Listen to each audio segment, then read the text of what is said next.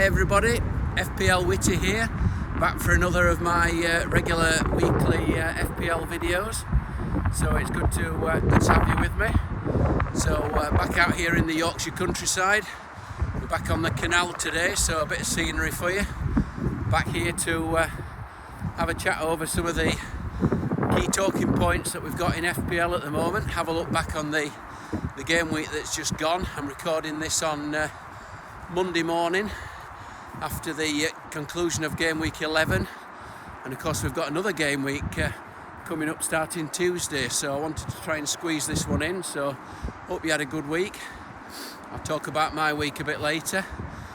So yeah, it's been a bit of an eventful game week 11 all told, hasn't it really? We've had goals, we've had a couple of missed penalties, we've had 6 keepers getting double figure hauls. I can't ever recall that happening before, can you? Astonishing. I didn't manage to get any of them, of course. Hope you did. So yeah, Mr. Klopp was sent off. His tempers boiled over a bit at Anfield, and we had Trent Alexander-Arnold coming back from the dead after we all thought he was out for 2 or 3 weeks. So I never saw that one coming, did you? Wow, after we'd all sold him, of course.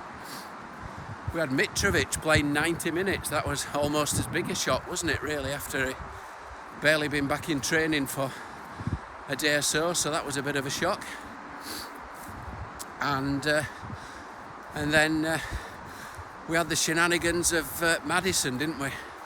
He had one job this week, just to avoid getting booked and suspended, and of course he gets the dreaded 5th yellow card in the 95th minute, about 10 seconds from the end of the match, so now misses game week 12.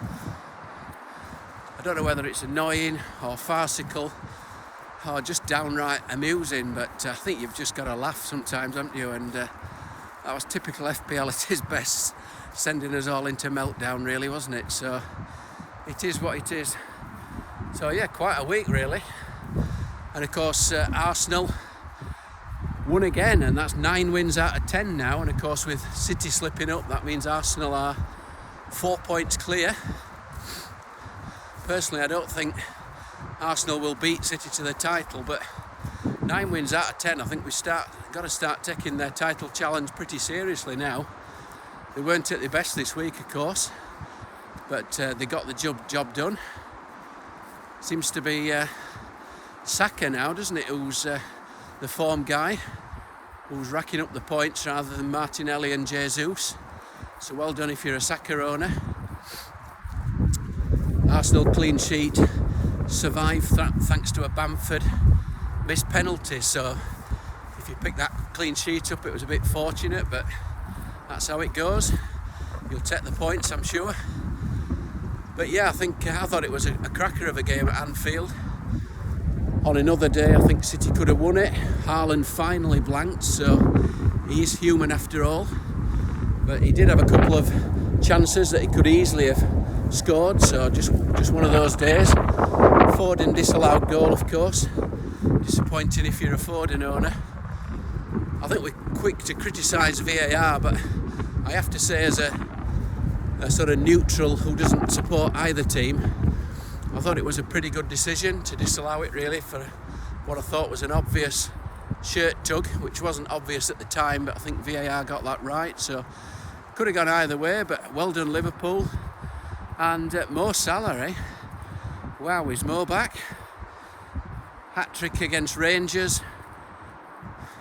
I think the jury was out as to what that actually meant for Mo Salah in the game, but he could have had a hat-trick again yesterday, I thought. I mean, Darwin failed to square to him for a tap-in, and as well as the goal, he had another one that was fingertip round the post, so Salah could easily have had another hat-trick. So I'm very interested in Salah now. He's got Villa at home this week, and then he's got Forest and Leeds, so wow, Mo Salah back. I think he'll be coming into my team this week. Elsewhere, Harry Kane, we say it every week, but he just never stops scoring, does he? I think he's returned now in every game since game week 1, which is quite astonishing really. And his ownership is still pretty low overall, considering. And Spurs just seem to find a soft penalty in that land in their lap pretty much every game, don't they? But Harry is pretty deadly from the spot, so yeah, Harry's ticking along. Another win for Spurs, and a brace for Mason Mount as Chelsea won at Villa. Cucurella, a few brought Cucurella in. He was subbed at half time and missed the clean sheet, unfortunately. A brace as well for Ivan Toney. He got my game week off to a flyer on Friday. I've had Toney since my game week 8 wildcard, so that was a good night. I think I did him a disservice with his penalty record when I talked about him a couple of weeks ago. I think it's more like 23 in a row now he's scored. Dead-eye Dick Toney. Just never looks like missing, does he? We all know when Tony's going to miss his first penalty though, don't we? It'll be in a penalty shootout for England at the World Cup. Absolutely nailed on to happen, that, isn't it, eh? And we all settled down for a goal fest, really, didn't we, between Leicester and Palace. Maddison against Zaha. 3 apiece, a hat-trick for both, maybe. Hopefully. And of course we got the totally expected 0-0 draw, didn't we? With a Maddison penalty dive on icing on the cake. So sometimes you've just got to laugh, haven't you? So that didn't work out to plan. I actually did get the Danny Ward clean sheet from that game, so there is a silver lining.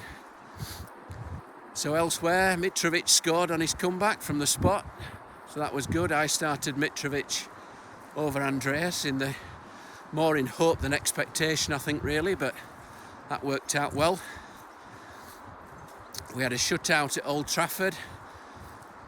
Good news for those on double Newcastle clean sheet. That worked out well.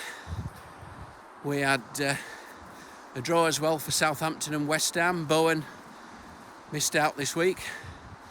And of course in that Fulham game, Solanke came up with a big haul as well, didn't he? So well done if you're on that one. So yeah, quite a big game week really. Quite a big swing in scores as well. So how did I do? Well, after 8 out of 9 green arrows, I finally got a red one this week.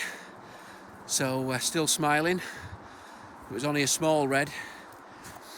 I only had 4 out of 11 returning players. I got a fantastic start with the Toney brace on Friday night. I got the Ward clean sheet. I think I'd gone up from 27k to about 8k by Saturday lunchtime. It was nosebleed territory really. And then I got the Mitrovic goal, but I only had 1 return out of 5 on Sunday. And I was probably only a De Bruyne attacking return away from a green arrow. So I had a small red this week, down from 27k to 31k. But I got away with that, no real damage done, only a very small red arrow. And 31k after 11 game weeks. I'm absolutely thrilled to bits with that, so not down at all. Very happy with that rank. And no real damage done this week, so I was happy with that. So yeah, quickly on to game week 12. The important thing to remember, of course, is that it's a midweek game week, and the deadline is 6 o'clock on Tuesday, not 6:30, 6 o'clock, so don't miss that one. And the other important thing, of course, is that Manchester City and Arsenal are not playing in it. Their game is postponed.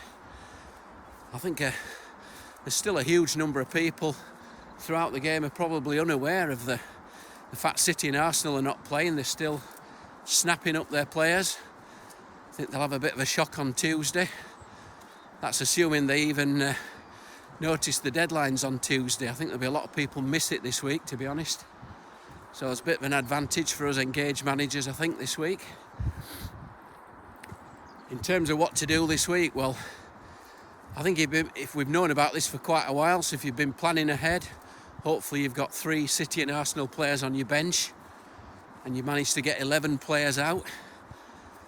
I know the injuries have put a cat amongst the pigeons really, haven't they? So the Maddison suspension, Reece James injury, other injuries.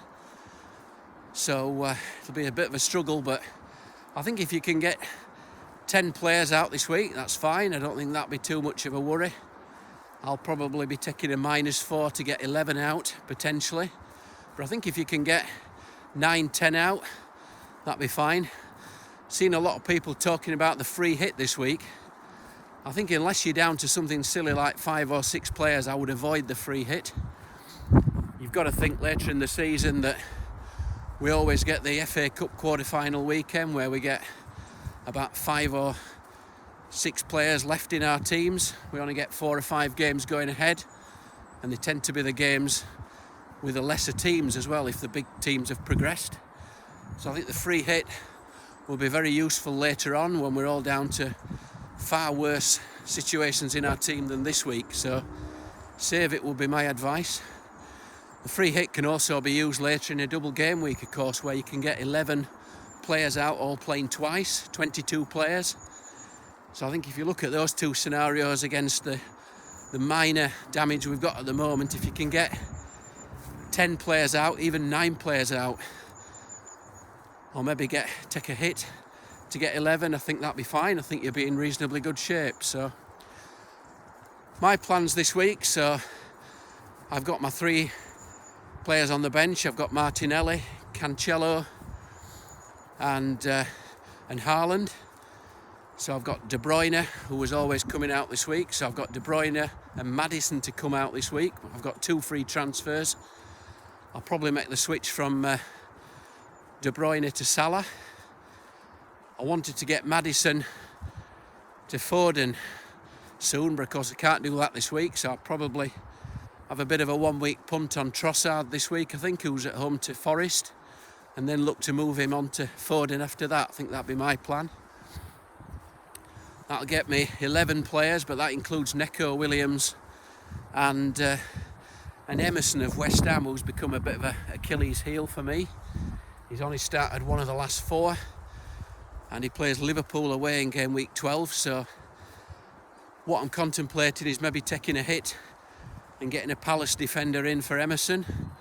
Gives me a pretty strong looking 11 for this week for just a -4, and I think it's a move that will benefit me longer term as well. So that's my current thinking, so we shall see. So yeah, it's all coming thick and fast at the moment, these games. Don't forget that deadline. If you want to follow my team a bit closer, you can do so. I write articles on Fantasy Football Geek website. You can also follow me on Twitter at FPL Witty, and I'll be doing these videos, I was going to say once a week, but I tend to do them at the end of a game week. So with it being a midweek game week, I'll try and squeeze another one in on Friday, which will be just wedged between the game week 12, which runs from Tuesday to Thursday, and then it starts again on Saturday. So there's one thing, if you're having a bad week at the moment, the good news is that you can get straight on with it for another one, and you're always as good as your last game week, aren't you? So if you had a bad one, don't worry. I think if there's always people who have a worse week than you, this could be your week. And as I say, if you're struggling to get a team together this week, we're all in it together to an extent. I think you'll be fine this week if you get 9 or 10 players out. So yeah, hope you have a good week. May all your arrows be green, and I'll try and get back on Friday. Let's have a chat about how your game week went. So as they say in Barnsley, I'll see thee.